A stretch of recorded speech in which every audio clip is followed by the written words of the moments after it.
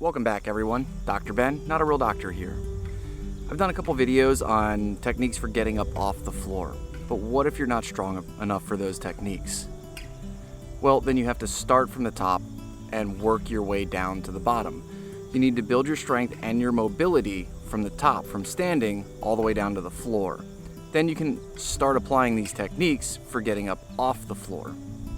The most important thing when you're working on building your strength for a squat down to the floor or a kneel down to the floor is safety. If ending up on the floor is dangerous or if you're at risk for a fall, you should either work with a professional or make sure that someone is there to supervise you. You should also check with your doctor to make sure it's safe for you to perform these activities. Now, having said that, let's break this down into bite-sized chunks so that you can rebuild your strength to get down to the floor. Step 1 is mastering the hip hinge. A hip hinge is nothing more than bending at the hips without using your back. You're going to be retraining your body to use the large muscles in your hips rather than the stabilizer muscles in your back. So we're going to locate the point of your hip first. You need to find your belly button and trace over to your side until you feel the ridge of your pelvic bone. It's going to be the highest point of your pelvis. Then you're going to trace down until you find the bony point of your hip. That's where your hips are going to bend. Once you've found that point, trace around to the front of your leg and just flex your torso forward a little bit and find that crease. It should basically line up with the point of your hip. Then you're going to take the flat of your hand and place it in that crease. Now that you've located your hips, you're going to practice bending forward from the hips without using your back. And you're going to accomplish this, you're going to think about pinching your hands in that crease. Initially, you're going to do very, very, very small movements.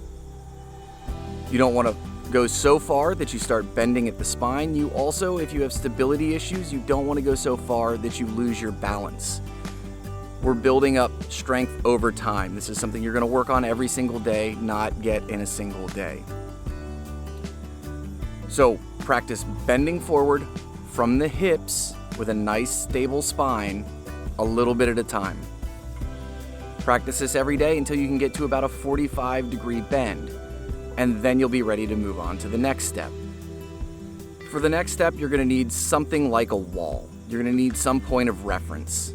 A wall is easy because most people live in a house, so you hopefully have some walls you can use.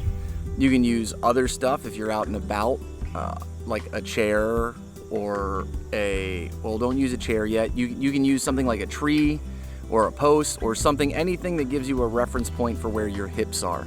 Don't use a chair yet because we're going to use that in the next step. I don't want to confuse things. So now you're going to set up just like you were doing the hip hinge, but you're going to put your back to a wall. And you're going to start with the hip hinge. So hands in front in the crease of your hip just like before, and you're going to start to bend forward.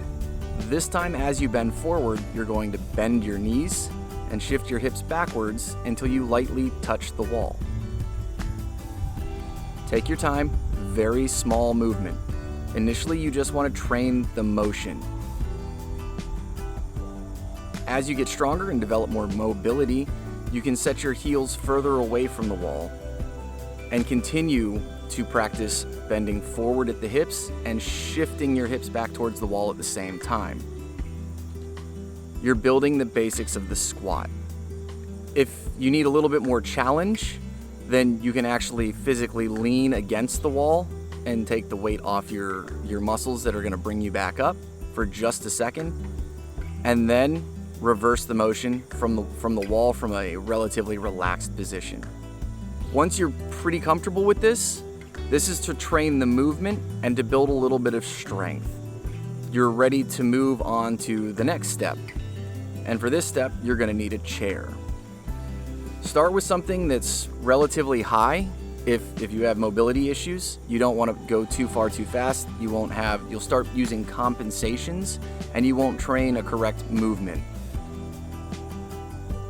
So we're gonna build up where part 2 left off with a chair as a reference instead of the wall this time. So just like before, you're going to hip hinge. As you bring your chest forward, as you hinge from the hips, you're gonna shift your hips back until you lightly touch the chair. Then, after a very short pause at the bottom, you're going to shift your hips back up and come back to the top. You're essentially doing a squat now, but you're using the chair as a reference point so that you can maintain some safety while you build up your strength. If you need to, you can use a chair with armrests to get a little bit of help from your hands until you build up enough strength to get up from the chair without using your hands. But if you're using a significant amount of momentum to get up out of the chair, or if you're really having to use your arms a lot, you're probably not ready for the chair yet. You need to go back to the wall or back to the hip hinge to build the foundational strength. As you get stronger with this, you can use lower and lower chairs. An easy way to do this is you can get an adjustable chair, preferably one that doesn't have wheels so it's not going to roll away from you. You can also have different objects like wooden boxes that you can rotate that are different sizes on different sides, can be very handy, like a plyo box. Or you can just use cushions if you have enough mobility where you can stack up cushions to get a safe bumper at the bottom for you. Once you're comfortably and safely getting up from a chair and you don't need a lot of support from your hands, you're ready to work on just regular body weight squats. And once you've got a decent amount of depth in your body weight squat, you should be safe to practice getting up from the floor. Take your time on this. It's going to take time to rebuild that strength.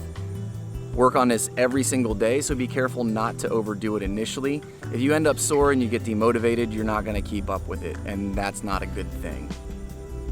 Stick with initial, like 3 sets, 10 reps each set. As you get stronger, you'll be able to work on this several times throughout the day. So, spend a few weeks doing just 1 set, and then spend a few weeks doing 2 sets throughout the day. And then as you're really getting better at it, spend time just working on it throughout the day, or even 3 or 4 different times throughout the day. This is one of those things, the more you use it, the better you're going to maintain it. So once you've built the strength, don't go back to your bad habits of not getting up and down from the floor. Make sure you practice it regularly, or you'll be back in the same boat later. And remember, safety is super, super, super important. Make sure that you have somebody supervising you, or you're working with a professional, and that these movements are safe for you to perform without risk of injury. If you get hurt, you're going to be in a worse position than you are right now. So that's pretty much it. That's a basic program to build you up so you can get down to the floor. If you have any questions, hit me up in the comments down below. I'm happy to help out however I can. In the meantime, if you liked the video, smash that thumbs up, share the video with your friends, and if you haven't already subscribed, please consider subscribing. And until next time, keep your life in motion.